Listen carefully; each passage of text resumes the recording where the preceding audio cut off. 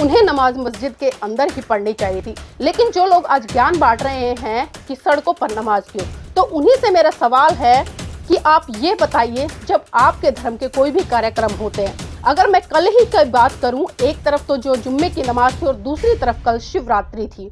शिवरात्रि पर जिस तरह से मैंने हिंदू का खुले तौर पर जो तांडव देखा, और पिछले 1-2 हफ्ते से लगातार हम देख रहे हैं कि जो डाक कावड़ जा रही है, एक टम्पू में बहुत बड़ा सा डीजे लगा है, उसमें लाउड स्पीकर इतनी तेज बज रहा है, चाहे रात के 12 बजे हो, 1 बजे हो, 2 बजे हो, किसी को कोई परवाह नहीं है कि लोगों की नींद भंग हो रही है या छोटे छोटे बच्चे हैं उनकी नींद टूट रही है, जो लोग बीमार हैं, जो घरों में चैन से सो रहे हैं, उनको कितनी ही हानि हो, लेकिन इन लोगों ने अपने तांडव को रोकने का प्रयास नहीं किया।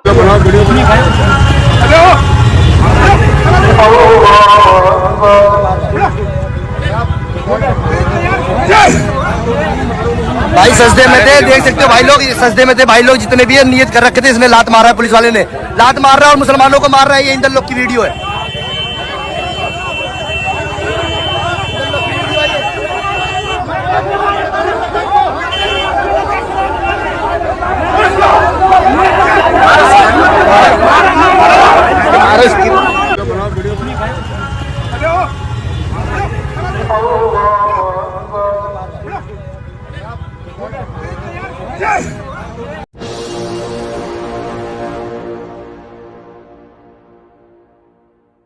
क्या बनाने आए थे, क्या बनाने आए थे, क्या बना बैठे, कभी मंदिर बना बैठे तो कभी मस्जिद बना बैठे। अरे हमसे तो अच्छे वो परिंदे हैं जो कभी मंदिर पे जा बैठे तो कभी मस्जिद पे जा बैठे।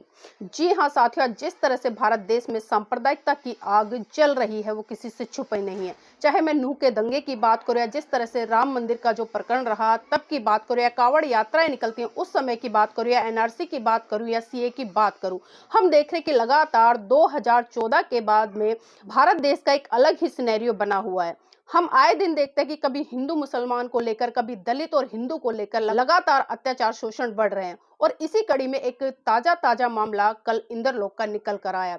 साथियों, कल जुम्मे की नमाज थी और कल इंदरलोक जो सड़क है वहां पर जो मुस्लिम समुदाय के भाई थे वो जुम्मे की नमाज पढ़ रहे थे।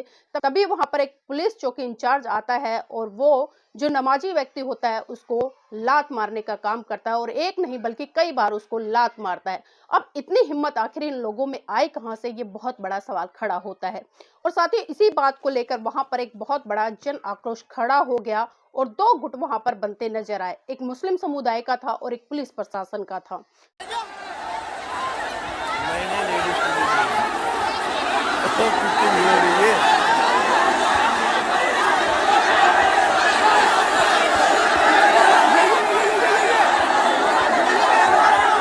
बड़ी मुश्किल से भीड़ पे कंट्रोल किया गया, और जो पुलिस पोस्ट इंचार्ज है, बताया जा रहा है कि जो उत्तर दिल्ली के डीसीपी है मनोज कुमार मीणा जी, उन्होंने बताया कि उस इंचार्ज को रस्टिकेट कर दिया गया है। लेकिन साथियों, मामला यहाँ पर थमने वाला नहीं है।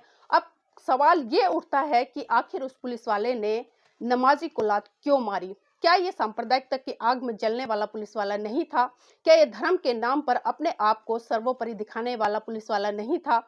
क्या ये आज जो सत्ता पर बैठे हुए लोग हैं उनकी पनाह पे काम करने वाला पुलिस वाला नहीं था? साथियों, बहुत तरह के सवाल हैं और इस तरह की घटनाएं पहली बार नहीं हो रही है। इससे पहले आपने एक रेल का प्रकरण भी सुना होगा, जिस तरह से एक पुलिस कर्मचारी चेतन सिंह, जिसने कि 4 मुसलमानों को ट्रेन में गोली मारने का काम किया, और उसी के साथ साथ में जो उसका सीनियर अधिकारी था उसको भी गोली मार दी। और साथियों, इतना ही नहीं, पिछले दिनों जिस तरह से हमने राम मंदिर का प्रकरण देखा, हमने देखा कि किस तरह से जो हिंदू लोग हैं मुस्लिम समुदाय के लोगों को पकड़ कर जबरदस्ती उनसे जय श्री राम बुलवा रहे थे, और इतना ही नहीं, मंदिरों पर चढ़कर भगवा झंडे भी लहरा रहे थे। और उसके बाद साथियों, आपने ज्ञानवापी मस्जिद का भी प्रकरण देखा कि किस तरह से वहां पर हिंदुओं ने खुले तौर पर तांडव मचाने का काम किया।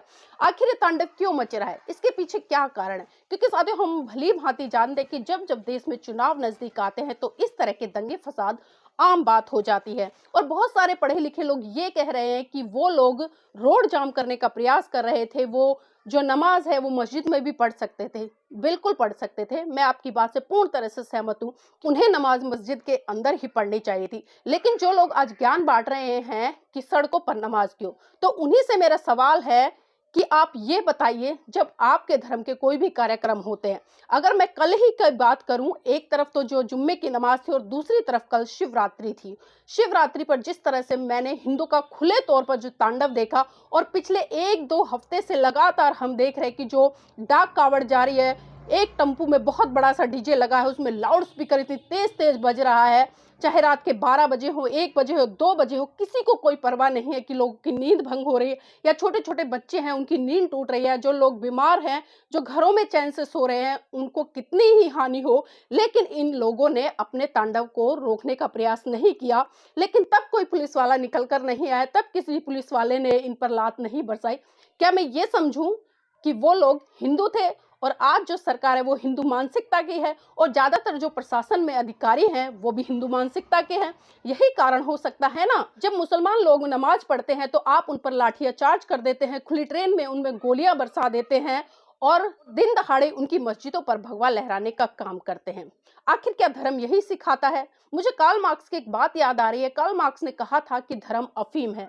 बिल्कुल सत्य कहा था, लेकिन साथियों हमें यह भी समझना पड़ेगा कि आज जो धर्म की डेफिनेशन है वो सांप्रदायिकता से भरे लोगों ने बिल्कुल बदल दी है। अगर आज मैं धर्म की बात करूं तो धर्म मनुष्य के लिए है, ना कि मनुष्य धर्म के लिए। लेकिन आज की वर्तमान सरकार ने जिस तरह से सांप्रदायिकता की आग लोगों के अंदर झोंक दी है, और आज की जो युवा पीढ़ी है उसको किस तरह से धर्म के नाम पर एक तरह से अंधा बना दिया है, और वो कुछ नहीं सुनना चाहता, कुछ नहीं समझना चाहता, बल्कि उसकी आंखों पर आस्था का चश्मा चढ़ गया है। हिंदू चाहे कुछ भी करे, किसी की मस्जिदें तोड़े, किसी के बौद्ध विहारों पर कब्जा करे या किसी स्तूपों पर चढ़े, उन्हें कोई कुछ नहीं कहने वाला। लेकिन जब मुस्लिम समुदाय के लोग या बौद्ध समाज के लोग या अन्य धर्म को मानने वाले लोग अपने धर्म को स्थापित करने के लिए या उसमें जो आस्था रखते हैं, जो भी पूजा पाठ करते हैं, अगर वो करते हैं तो तब उन पर पुलिस की लातें बरसाई जाती हैं और उनको बहुत ज्यादा जाति सूचक शब्दों से भी संबोधित किया जाता है, क्योंकि इस तरह की आपने बहुत सारी वीडियो देखी होंगी। और रही ट्रैफिक को जाम करने की बात, तो साथ ही मैं आपको बता दूं, दिल्ली में इतनी पॉपुलेशन बढ़ गई है कि बहुत ज्यादा ट्रैफिक दिल्ली में रहने लगा है, लेकिन हमने कभी नहीं देखा कि एक ड्राइवर पीछे से आए और जो उसके आगे गाड़ी खड़ी है वो उसको लात मारे या उसको थप्पड़ मारे या उसको वहां से हटाने का प्रयास करे, बल्कि वो 2-3 मिनट इतना पेशेंस दिखा देता है, इतनी समझदारी दिखा देता है। लेकिन जिस तरह से सांप्रदायिकता की आग में जो लोग जल रहे हैं उनमें जरा सा भी पेशेंस हमें देखने को नहीं मिलता। और उसका जीता जागता उदाहरण साथियों आपने इंद्रलोक में उस पुलिस कर्मचारी के अंदर देखा, किस तरह से उसमें क्रोध आया और किस तरह से उसने उस नमाजी को लात मारने का काम किया। वो इतना भी सहन नहीं कर पाया कि 1-2 मिनट की बात है, 1-2 मिनट के बाद नमाज करके ये लोग उड़ जाएंगे। लेकिन आखिर कौन सा चश्मा इन लोगों की आंखों पर चढ़ा हुआ है कि जैसे ही सामने कोई मुसलमान दिख जाए तो उनके बदन में आग लग जाती है और उसको मारने तक को ये उतारू हो जाते हैं। तो साथियों मैं तो सिर्फ इतना ही कहना चाहूंगी कि ये जो घटना है ये बहुत ही निंदनीय है। भले पुलिस प्रशासन ने उसको रस्टिकेट कर दिया है, लेकिन रस्टिकेट करना कोई समाधान नहीं है, बल्कि उसके चित्त में परिवर्तन करना पड़ेगा। क्योंकि आज जिस तरह से सरकार काम करे, जिस तरह से भक्ति के नाम पर, अंधभक्ति के नाम पर इनको धर्म का जो नशा पिला रही है, उससे बाहर निकालने की जरूरत है। अन्यथा तो इस देश में एक दिन गृह युद्ध छिड़ जाएगा। और गृह युद्ध छिड़ क्या जाएगा साथियों, धीरे धीरे आप देख ही रहे हैं कि आखिर देश में क्या तांडव मचा हुआ है। कभी मंदिर के नाम पर, कभी मस्जिद के नाम पर, कभी बौद्ध विहारों के नाम पर, मतलब लगातार हिंदू किसी ना किसी धार्मिक स्थल पर कब्जा कर रहे हैं, और वो भी है संवैधानिक कब्जा। तो साथियों मैं इसलिए सिर्फ इतना ही कहना चाहूंगी कि 2024 के जो चुनाव है उसको मद्देनजर रखे और सोच समझकर अपना वोट उन लोगों को दे जो आपके लिए काम करे और मानव को मानव समझे, ना कि उसको किसी धर्म के चश्मे के आधार पर या फिर उसको एक पशु की तरह उसके साथ में व्यवहार करे।